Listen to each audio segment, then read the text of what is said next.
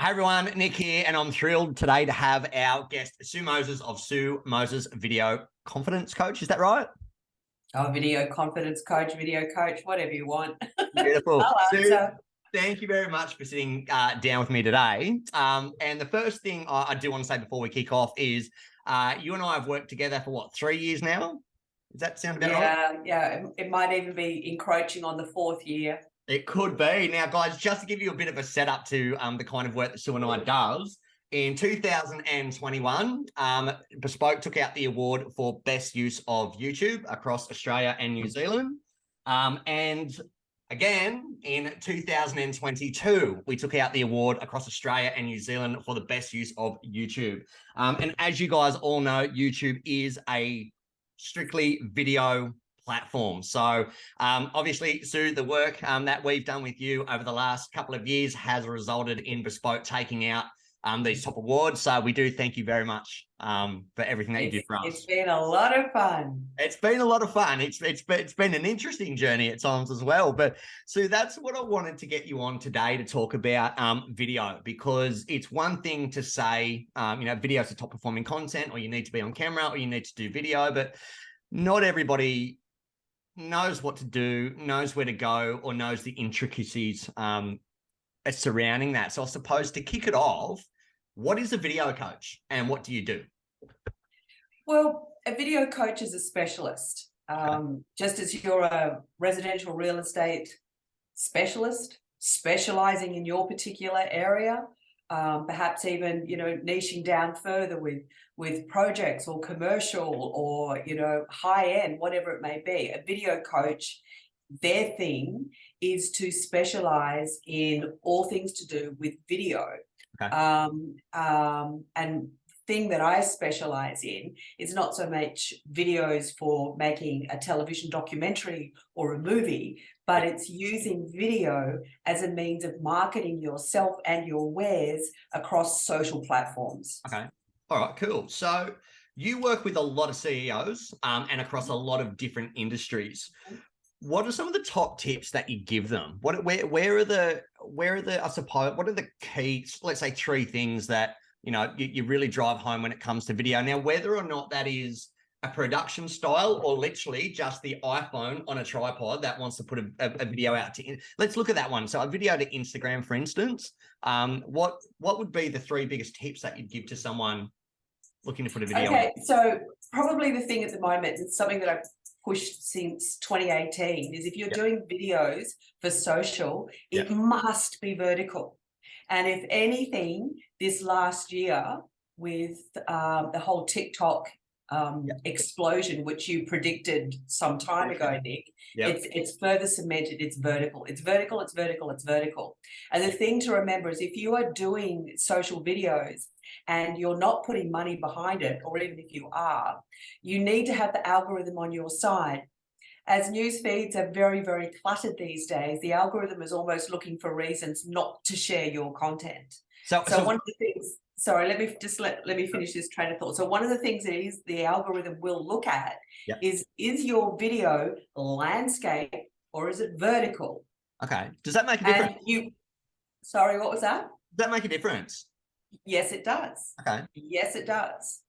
So, whether it's 0.5% or 5% that it will enhance your reach, it's something that we'll look at.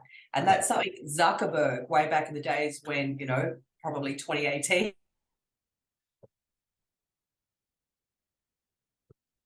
even his thing then was vertical video. Yeah. So, so if you want to get as much juice out of the algorithm and their effort to making the video, make sure it's vertical. Okay. So that's the thing, is like if you're doing any of the social platforms, it's vertical. If you are recording a video to go on your website or something longer form for YouTube, then it's landscape. Okay. All right. So you came back to the algorithms and you mentioned TikTok. Now, for me, I know why I like TikTok. Obviously, I'm on socials and it's probably what do you call it? An environment of my own creation is the fact that my Instagram is full of real estate agents, because that's my crowd. That's my tribe. it can get a little annoying, I suppose, when I am at the end of the day logging on to Instagram or something, having a glass of wine on the lounge, and I'm just seeing listings, and it's like, you know what, I really don't care. So I started shifting away from Facebook and Instagram, and I got on TikTok a couple of years ago, and I like it because it was fun. But they were short videos. They were short, and you could just, you know, I even find now that I can't even commit to a Netflix TV show or a movie without sitting on TikTok and playing along, because it does get addictive like that. But I think we were saying off air a little while ago that I even think now in some situations that a 15-second story is way too long. So can you help me with this one? Is 15 seconds too long? Or if the message is good, it's okay? Or does it come down to the messaging? Does it come down to the delivery? Or does it come down to times, the length of the video? What's your prediction? What it comes down to is, don't get hung up in thinking I've got to jam 2 minutes worth of content into 15 seconds. So therefore I've got to speak really super fast. What you need to do, and what you have always needed to do, is to get the most important part of your message in the first 10 seconds. Okay. For a real estate agent, what would that be if they're at a property? So the thing to remember as a real estate agent with social media videos, okay, is the people that are in their social media news feed are not shopping for a home. Right. They're looking to pass time. They're looking to be entertained. So the people who are watching your videos on realestate.com or homely.com or domain.com or trade me or whatever are active buyers, okay? The people on social media, what you're looking for there is you're trying to get the holy grail of a passive buyer, okay? A passive out of area buyer is a dream, okay? And so how can you create content that is going to capture the attention of somebody who has no intentions of buying or selling, but has perhaps come from your area, has roots in your area? How can you get their attention? And that's what you need to figure out. So you pose that question to yourself, and that's the bit that you put right up the front of your video. And that's the thing. And I mean, you hit the nail on the head about the people that are watching you on social. And I think the thing where over the last few years, 10 years, there's been a lot of people that have been really good at getting results on social. And I think with some of the people that we work with, it's almost like some can think that I put a video on social, I'm going to sell the house. I put something on social, I'm going to do this. Where people I see really get it, I wouldn't say wrong, but different to the way I did it, was 10 years ago. I was talking to people on my socials because it was my friends list. I didn't have a business page. So I was talking to them.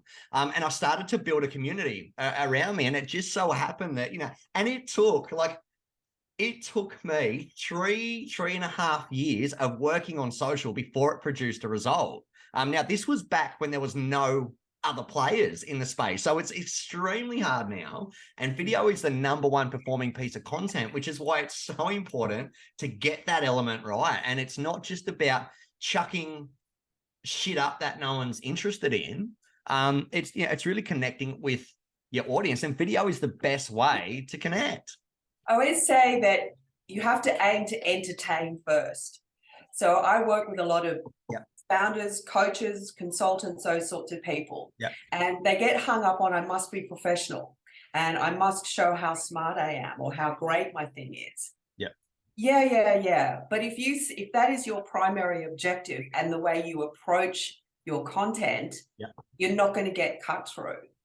So it's entirely possible to position yourself as a really professional, successful real estate agent without having the sunnies, the suit, the car, in the driveway and the house number and all the rest of it. It is entirely possible to create some entertaining content that is going to capture people's attention and they engage and they connect. And it's like, wow, you know, I'm going to the best thing that I can do is give you an example. And I saw this video 2 years ago and it still sticks in my head. And I thought, if I saw that video, I mean, I was out of area, but if I was in that area and I saw that video, and then I wanted to sell my house, I would have remembered that guy. Okay. All right. And I would have called him in. And what he did is he started the video. It was a cul-de-sac with just jam-packed with kids playing on their bikes, with basketballs, with skateboards, you know, having fun. And then he comes into shot on a scooter, but in a scooter. Okay. Okay, so curiosity is aroused. But you're also attracting a family demographic with that, aren't you? So it's like, what's going on here? Yeah. Is you've got to spark and arouse curiosity if you want people to slow down the scroll or the swipe, you know, whether they're scrolling the news feed or going through stories. Okay. So you've got to arouse that curiosity. And as you've taught me, Sorry? And I was going to say, and as you've taught me, it's stopping the scroll. Yeah. I mean, we can't do anything unless we stop someone scrolling. Yeah. Yeah. And I'm sorry, but you are not going to stop somebody scrolling their news feed with a shot of you in slow-mo walking from your car to the front door. Okay, so you've mentioned that, you know, we don't want to see the emblem. Sorry, it's not the emblems, the suits, the Rolexes and all that kind of stuff. What does an agent need in order to create a professional video? What equipment do they need? You need, you know, an iPhone that is probably, you know, you can probably be as old as 3 years. The quality of the camera in a smartphone these days, whether it's Android or you know, Apple, is good enough. Okay. But the thing you need to do is prepare. You need to sit down and think about it. It's not a case of, okay, you're at an inspection, you got 5 minutes, I'll do a video. You need to think about it. So think, what is the key selling point of this home? What is the area of this home that buyers coming through have most commented on? Who is like, if you've had, like, isn't this incredible? We've had like 6 expat families from the UK come through this house, as opposed to, you know, 2 Aussies and you know, some people from New Zealand. Yeah. It's like, what's unusual, and start with that. Remember, arouse curiosity. So plan it, think about it. Yeah. Think about where you're going to record, what your background is. Is the light good? Okay, so in saying that, what platforms should an agent be on, do you think? Look, you know, if you can be across all of them, that's great. But if that's just too daunting for you, pick one. Yeah. Pick one. And I mean, it may be like, if you're, you know, primarily perhaps selling to investors, then maybe LinkedIn is your platform. Yeah. You know, perhaps, you know, if you're doing high-end stuff and it's appealing to a lot of wealthy expats, you know, where are they? Do a little bit of research, pick one and do that, you know. Well, and I think coming back to what you said about, you know, with the thing about you've got to be professional, I get that. But I also really, and this is, I suppose, why it works so well for me. Like you know, there was none of this around when I started. There was no social media coaches or video coaches or anything back in those days. I literally I was doing you know, I'd walk down Macleay Street here in Potts Point, singlet on, cap backwards, talking to and I had 2,000 followers or whatever on Instagram. And I'd talk to them. It's like, hey guys, you know, this is what we've done. This is what I've got. This is what I've sold. We're coming in this summer, spring, whatever it is. This is where we're at. And it was kind of talking to them. And I started. You weren't being obviously a real estate agent, and you were being authentic. And this is a really, really good point to remember for everybody. And this is something that I encounter as well in my coaching, is people say, look, it takes so long, you know, I've done 20 takes and now I just want to kill myself because I can't get it right. I keep making mistakes. Yes. The thing is if you prepare properly to start off with, spend 5 minutes thinking about what it is exactly you want to say, the most powerful point that you want to say, what is the best feature of the property, or, you know, the visual component that you want to include. Yep. That will create new neural pathways up here. Yep. That when you press go and start recording or going live, means that your brain is more on track. It's not sort of shooting out all these little sparks of energy down neural pathways trying to find the appropriate piece of information and feed it to you. It knows where it's going, the autopilot is on. So it makes it easier to stay on point and not get frustrated. But if you do mess up, okay, so you trip over or somebody walks into the room and walks across the camera in front of you, you can then respond appropriately, because it's in those moments where you think you've failed that your true nature, your true authentic self shines through and the viewer connects. People fall in love with people, not because they are perfect, but because they spilled a bit of pasta down their shirt on the second date or something, Well, it's funny that you say that, because obviously with YouTube, I went through the other night and I had a look at, because as you know, I look at stats and all that kind of stuff, and I like to see what works and what doesn't. As much as I like to think on the professional side of things, the videos that we put out, like with the training and education, that I'd like to think that they get the highest views and all that sort of thing. My most popular video ever on YouTube was in 2017. Because when I was listing and selling properties, my assistant, we'd go to property and we'd do, the videos and all that kind of stuff, all the bloopers. So at the end of the year, it's a 2.5, 3 minute video. I took all the bloopers, and it's the little things, like we're down here in Elizabeth Bay. It was a beautiful waterfront property. It had its own wharf and all that kind of stuff. We're standing there out on the wharf to get the water shot, mid halfway through it, and one of the Navy planes comes flying through, and we're just sort of sitting there waiting for that to pass. And it's when we did and it was just a year of all these things where, we'd be doing something out the front of a sold sign. And like you said, someone would walk through, and it's like, it's having that fun side. That's the goal. That is the goal. Yeah. That's where people connect with you. Yeah. Because it's like, we just show the shiny stuff. We show the fun stuff. And it's, that's important to us for business. But I still look back at those videos and I laugh, because it is funny, and it's something that happens to everybody, no matter what instance or business you're in. So you've got to wrap it up, you've got a course that coaches agents. I've seen it, I've done it. I think there's like over 100 tips or something.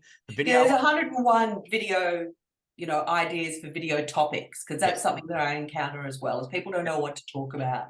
So there's a list of 101 different ideas for creating videos that are appropriate if you're a real estate agent, to build your know, like, and trust, and establish your authority. And then there's I think it runs less than an hour. There's about 8 videos in there. It's just what you need to know in order to give you the insights so that you can do an appropriate video for social media. Okay. Well, guys, look, that's it. Like I said, I've worked with Sue now for three and a bit years. We've got 2 awards out of it for being #1 across 2 countries.